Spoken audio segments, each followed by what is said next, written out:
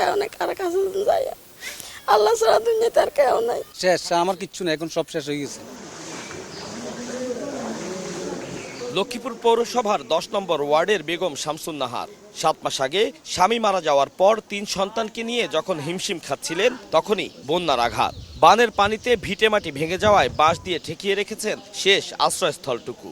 ছেলে দুগাছো করে হলে করে শিখেরাও সার্কি মার্কি বানো মেসো ভাত রান্ধি, কেউ নাই, কার কাছে যাই আল্লাহ ছাড়া দুনিয়াতে আর কেউ নাই।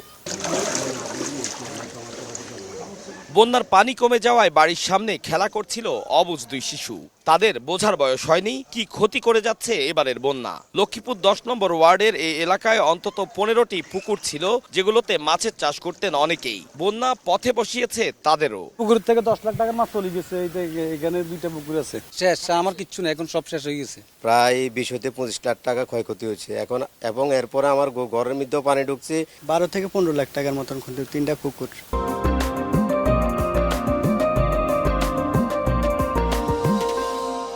পানিতে তলিয়ে গেছে হাজার হাজার একর ফসলি জমি। এতে দিশেহারা হয়ে পড়েছেন চাষিরা। অনেকের থাকার শেষ আশ্রয়টুকু ভেঙে গেছে বানের পানিতে।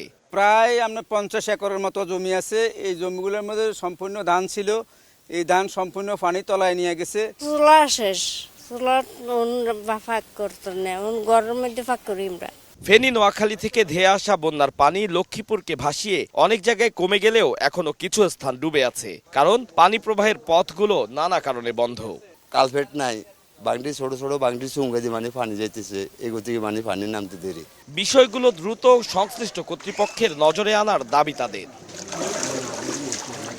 খালে পানি প্রবাহিত হওয়ার কথা, সেখানে উল্টো খাল থেকেই এখন পানি ছড়িয়ে পড়ছে পুরো এলাকায়। শুধু এই খালটি নয়, লক্ষ্মীপুরে, নোয়াখালী, ফেনীতে যেখানে যেখানে যতগুলো খাল এবং নদী আছে তা দ্রুত খনন করার দাবি জানিয়েছে এলাকাবাসী।